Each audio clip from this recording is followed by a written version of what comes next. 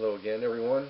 I'd like to talk with you today about Thomas Jefferson, the Declaration of Independence and Notes on the State of Virginia. Let's start out with the Declaration of Independence. You notice there's a lot of, or numerous anyway, underlines, things that were deleted. When they first wrote this, let's look at the Declaration itself first. What is the Declaration of Independence? Everybody thinks it's this great, magnificent document, and it is a very important document, but that as soon as we come up with this document that we were the United States of America, and that's not the way it was. Don't forget, after 1776, the Revolutionary War went on for 7 years. The treaty was signed in 1784. So our actual birthday could very easily be in 1784 instead of 1776. But as far as the Declaration goes, remember, it is nothing more than a letter to the King of England telling him that we think we should separate, and here's why. And he didn't even know about this for several weeks, because it would take that long for the letter to reach him. So the idea that we wrote this Declaration of Independence and we were immediately the United States of America is well, it's a little bit misleading. But like I said before, the winner gets to write the history books, and we won the Revolutionary War, so we go with 1776. Now, some of these portions in here that were deleted and revised, the gentlemen that were helping Thomas, and rather good writers themselves, they suggested some changes to this document, and what they said was, look, Tom, we understand you're really passionate about this and you're all fired up about it, but we need to tone down the rhetoric a little bit. We don't want to really, piss him off. We don't want to get him to get that mad at us. We're just telling him why we're leaving. So they went through and they changed some of the phrases and the words here to make it not as inflammatory. However, there's one section that starts on page 665 at the bottom. It's that last full paragraph that was taken out that I want to mention to you and talk about. This this paragraph deals with slavery, and they deleted it not because of, well, it would soften the blow to the king a little bit, their accusations to him. But more importantly, they wanted everybody to sign this, all of the colonies to sign this. And with this statement in, or with this paragraph in, there were some folks down south, some colonies down south that would not sign this. Slavery was an issue.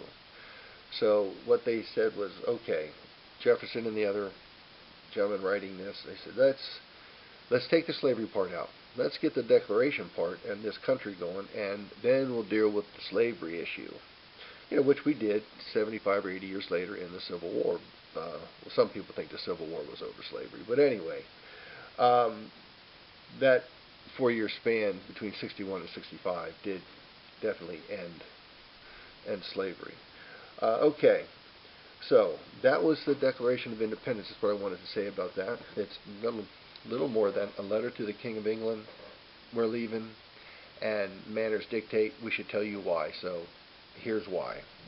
Okay. Next, let's look at Notes on the State of Virginia. The first thing I'd like to talk about is the Natural Bridge. I'm on page 668.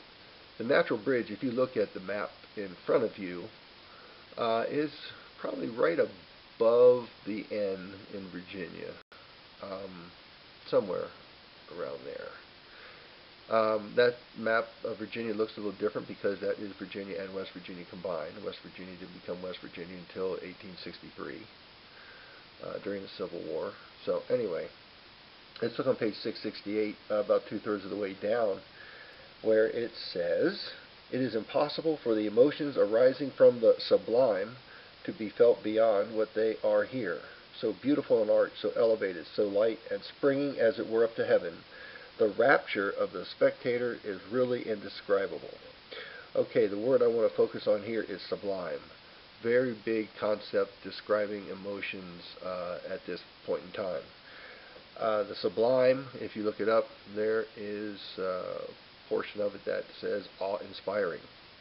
So it brings about awe. So if you look at the word awe, A-W-E, there is a part of it that has to do with, there's a bit of fear in this awe. And where this comes from is, well, let me ask you, have you ever been to a place and usually a very large expanse of land, or someplace where you can usually see just a long ways, or maybe it's a very rapid river, or anyway, it's the idea that when you see this, you realize how small and insignificant and fragile you really are in this big world. That's the idea of the sublime coming through. Okay, so the next I would like to talk to you about, let's go to slavery since that's the next page. Some things in here surprised me the first time I read this way back when. Let's look here. One thing I would like to point out first is on page 669, about in the middle of the page. It will probably be asked, why not retain and incorporate the blacks into the state and thus save the experience of supplying, by importation of white settlers, the vacancies they will leave?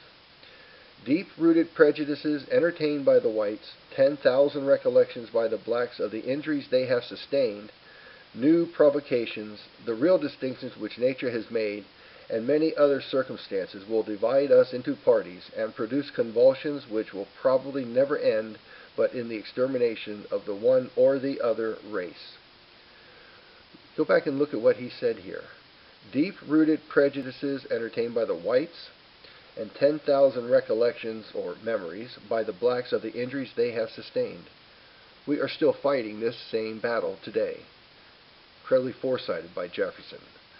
Okay, a little bit further down, well, the first thing he says, blacks have less beauty.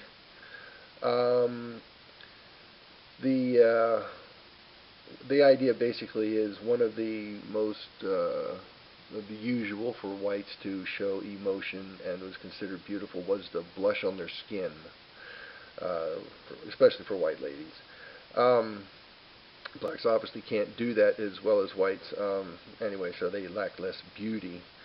Well, that's not the worst thing. If you go down a little further, it says they secrete less by the kidneys, I'm at the very bottom of the page, and more by the glands of the skin, which gives them a very strong and disagreeable odor. So, okay, not only are they as pretty as us, they stink. Okay, thanks, Tom. Next, they are at least as brave and more adventuresome. Okay, here comes a positive statement. But this may perhaps proceed from a want of forethought, which prevents their seeing a danger till it be present. So even though I thought he was going to say something good there, but there's that but. It's because they have no forethought. That's why they might rush into things.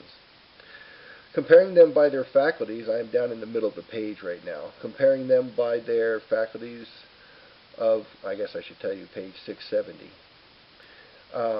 Comparing them by their faculties of memory, reason, and imagination, it appears to me that in memory they are equal to the whites.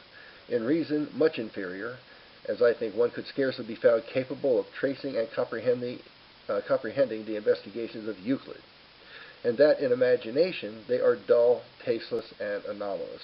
Okay, basically he's saying they're dim-witted. Okay, Tom. A little bit further down, the last, half dozen sentences on that page. But never yet could I find that a black had uttered a thought above the level of plain narration. Never see even an elementary trait of painting or sculpture. In music they are more generally gifted than the whites, with accurate ears for tune and time, and they have been found capable of imagining a small catch.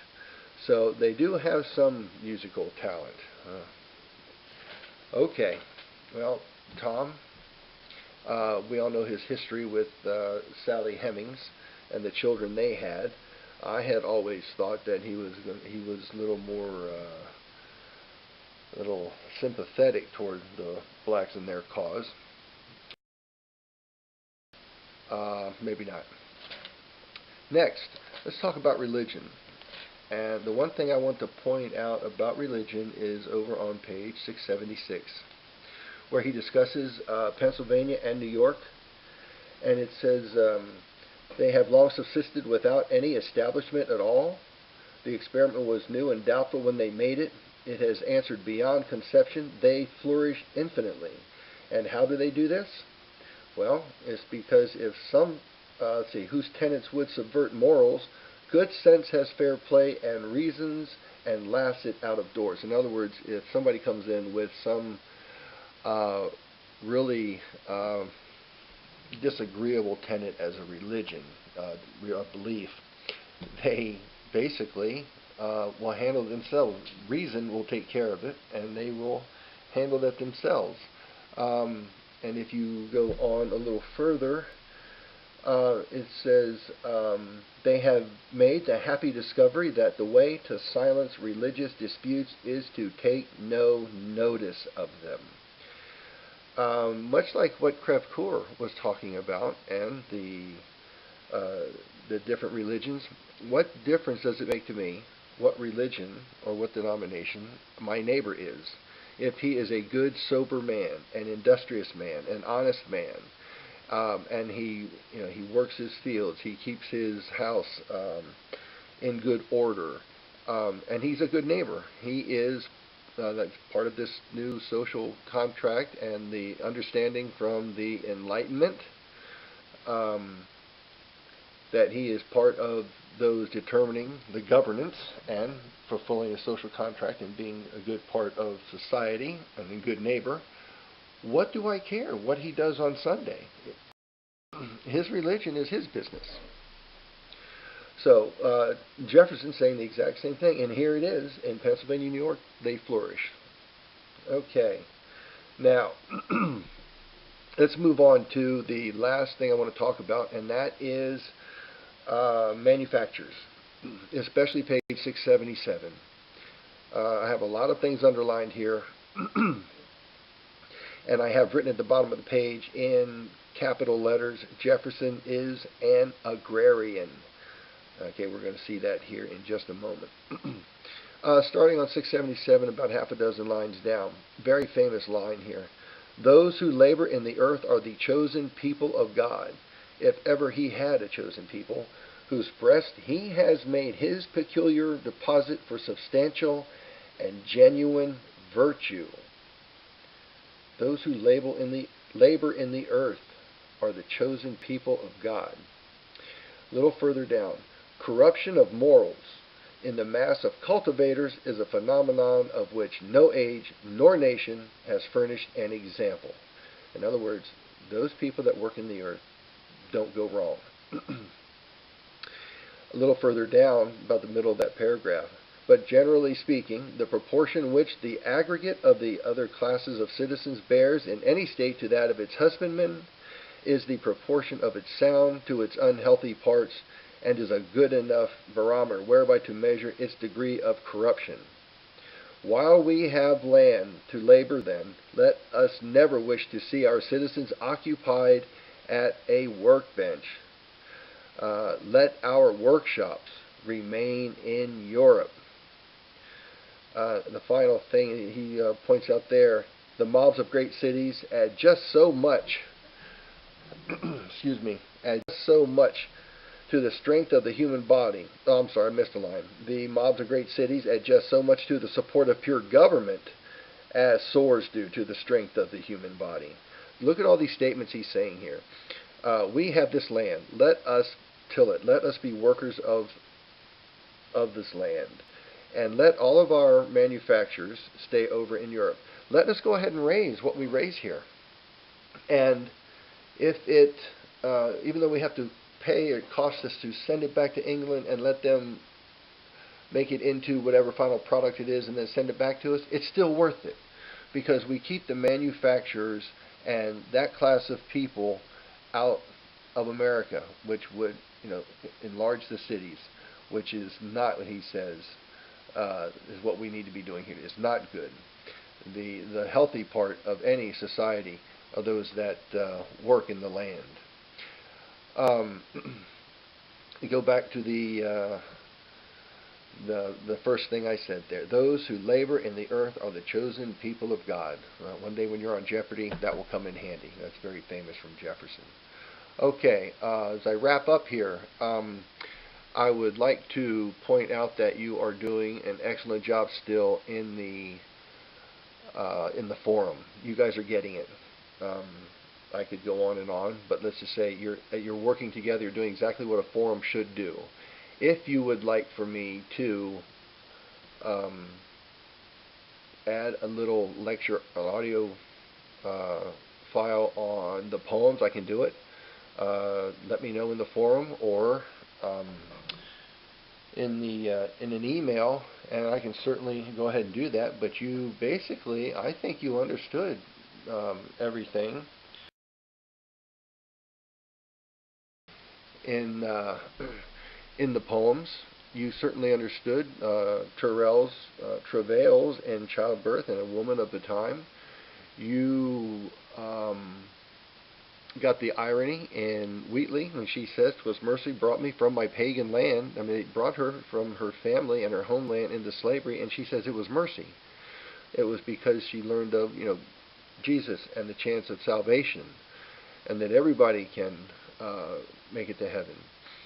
And for no, you got the idea of the old, the apple staying there, that one generation passeth away and another one comes behind, as it says in the Bible in Ecclesiastes, right before the phrase "the sun also rises." So you have your time, do your thing, and move on. It's time to move on. And with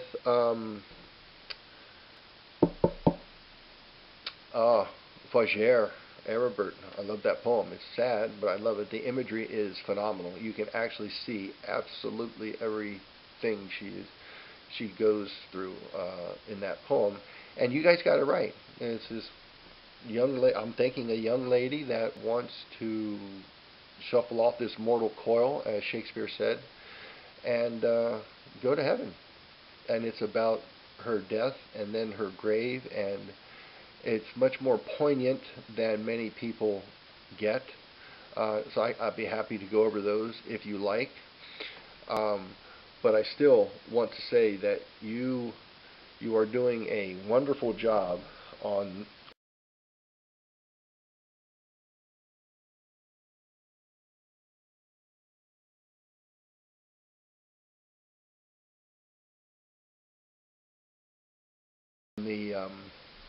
in the forum, and you have literally created this learning community. You guys are making posts. Some of you get some of the readings better than others, and you make posts and the others that helps the others understand. You reply, you respond, you talk back and forth through the forum on things. And I mean, that is exactly the way a forum is supposed to work. I can't be more pleased with the way all of you are performing in that. So, if there is anything you would like from me, please put it in the forum or send me an email. I will try to get to it as soon as I can. Like these videos, it's taking me forever due to my technical ineptitude. But anyway, I think the next one I have to come up with is Crevecoeur, and then it will be Franklin. So, but let me know about the poems. Keep up the good work, and we're going to have a test coming eventually after I get these audio files done. I want to make sure you have the information that I have put out here. I don't want anything to be a surprise for you. So, it doesn't necessarily have to be a midterm. And we'll go ahead and go through these and have a test, and I'm sure everybody will be doing just fine on that. So, have a good weekend. It's a Friday for me at this point. So, if you have any questions, please feel free to contact me. Thank you for listening, and keep up the good work. So long.